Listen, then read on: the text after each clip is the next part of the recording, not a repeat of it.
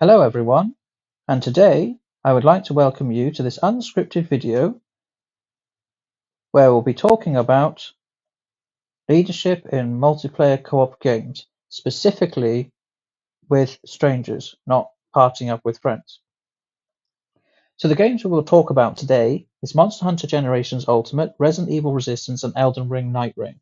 What we'll be focusing on is how people communicate in these games and how that affects leadership. So first off, Monster Hunter Generations Ultimate. Monster Hunter Generations Ultimate, the aim of the game is to hunt monsters. You can team up with up to 4 people to do so. So, what are the in-game communication features which can facilitate leadership? Well, we've got the Gathering Hub, where the host is able to set the settings, such as a password, to allow certain people in, or to remove people from the Gathering Hub. You have the ability to do these text chat features, and you have these auto shoutouts, which happen when someone, say, mounts the monster or uses a special skill. You also have the ability to pin the map so that people can know, hey, this is where the monster is. So you send out a ping, a PING, and everyone is able to then realize, if the player is pinging, that means that must be where the monster is.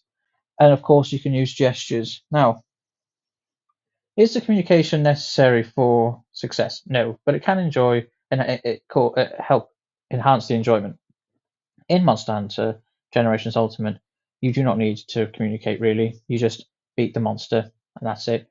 There isn't really much leading going on, unless there's something outside that environment, like someone's having a voice chat with somebody, or someone's agreed to say, "Hey, I'll teach you how to do this," and they're not, Otherwise, there is no leadership occurring.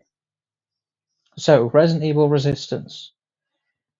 The gameplay explained. What you've got is one mastermind, and they're up against 4 survivors. And so these are all people playing these roles.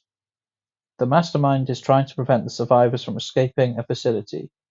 So, what are the in-game communication features?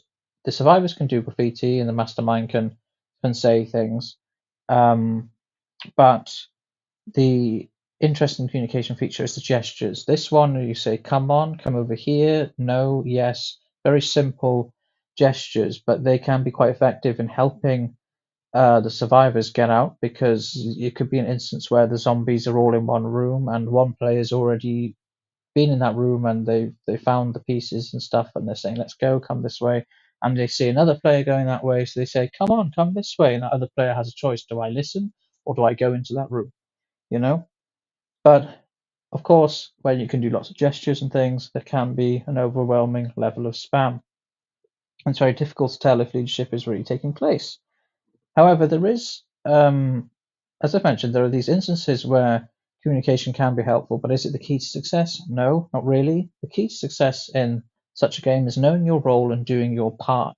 So there isn't really a sense of anyone leading, it's everyone doing the things that they have to do in order to get through to the end. Every character has got their abilities and passives and whatnot, which are better against certain mastermind builds. In some instances, some of these survivors can steamroll a certain mastermind build. So if it's a matchup like that, the team may feel it's more appropriate to kind of sit back and just follow the lead of that specific character. Right, so Elden Ring Nightreign. This is the one which inspired this topic. I've seen a couple of people speak about it on the Elden Ring Nightreign subreddit, so I'll link that in the description. And that's why I want to talk about this today. So, Elden Ring Nightreign explained. You have these Nightfarers, and this is them here, and they go up against an NPC. So, 3 of them versus 1. So, these 3 players versus 1 NPC. But the idea is they've also got to traverse this whole map, and they're under these time constraints to get things done and to go to locations and to gather things and to do all sorts before the night is over, and they've got to then do another night, and then finally the last night where they fight the Night Lord. So, what is the communication in this game? Well, you've got gestures, but your gestures are not of much use because everyone is rushing around. Instead, you use pins. The pins are there to tell people where you intend to go. They're also there to say, hey, this is where I'm thinking of going. They're also there to say, hey, come to my location. They mean all sorts of things. So we use those to communicate. And they're very, very effective. And it's mostly effective because of this idea that everyone's trying to do the same thing. Everyone has a shared goal of we need to try and beat the Night Lord, right? Some people have different ideas of what the most optimized way to do this is, and sometimes it's a case of someone has the most optimized route, but someone else thinks their route is better. Maybe one is better than the other. Who cares? Because at the end of the day, you're probably going to win anyway. Sometimes you don't. But the pin can help guide those who do not know what they're doing. So if someone doesn't know what they're doing yet, you put the pin somewhere, and they know, okay, I'll follow their lead because they know what they're doing. Probably they're pinning the map. They know. I'll just go that way. I'll go where they're saying. Or it can be for those who don't really want to think too much about where they're going. They played the game for many hours. They don't care where they go. But they'll just agree to go wherever. So if someone else wants to take the lead, then go ahead, because they are essentially consenting to this guidance. Same for someone who wants guidance. They're saying, I want to follow someone's lead. I do not want to think for myself right now. But again, this game is an interesting one for. So the pin can mean something different based on how many hours someone has played, but also the experiences in which they've seen the pin being used.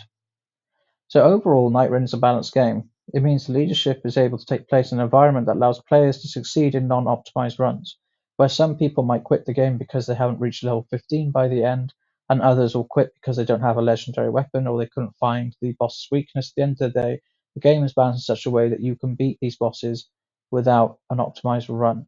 But it's interesting to see the dynamic leadership. So in Monster Hunter, it's quite strict. You have the host. The host makes the settings. The host can remove people, but really you don't really lead in that game. Outside of that, there's just this sort of bit of a management sort of section right at the start, and that is it. It's kind of open. It's open from there. Then in Resident Evil Resistance, the idea of leadership is only really there when someone's not really sure what they're doing, and someone else is telling them, "Hey, come over here. We're going to get out of here."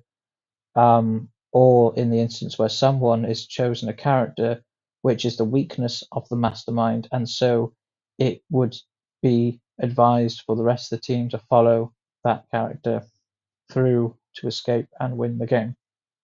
Whilst in Elden Ring Nightreign, something you see which is quite common is this dynamic style of leadership where someone's pinning the map and then someone else is pinning the map. People make choices, they agree with each other, and they follow each other's lead throughout. It's not just one person pinning everything throughout the whole game. You'll find quite often it is different people picking and choosing where to go, and sometimes people don't pin anything. They just go off to do something. The reason they're doing that is because they need to do something, and they don't want to hinder everyone else's process. It's just a very interesting environment to see leadership facilitated within. So, what makes leadership? Generally, a desire, drive, or motivation, acknowledgement or consent of the leader, and a shared goal, objective, or target. And of course, what we spoke about today, which is not on this list, is communication. So, it's a quick story about knowledge and leadership, because knowledge is something that people think that leaders must have. And really, if you want a leader of value, it can be very important that they do have knowledge and experience in something. But using Phasmophobia now as a quick example, when I was new to the game, I was playing and I was playing with strangers who were also new, low levels, but one person was a high level. The person with the high level screaming down the mic, telling people what to do. Um, and then they said, I am the leader because I know the most. I muted them because I was like, I don't want to deal with this screeching person. And I don't know if the others muted them or not. I don't know because we weren't talking to each other. But at the end of the day, we succeeded. We survived. We got out of there. It was fine, you know. Um, So yeah, is knowledge necessary? No, but it's something people look for a lot in a leader. So is it all just corporate nonsense? Well, that sort of depends. Different video games, you're going to see different types of leadership taking place, but have any of it got any real world value?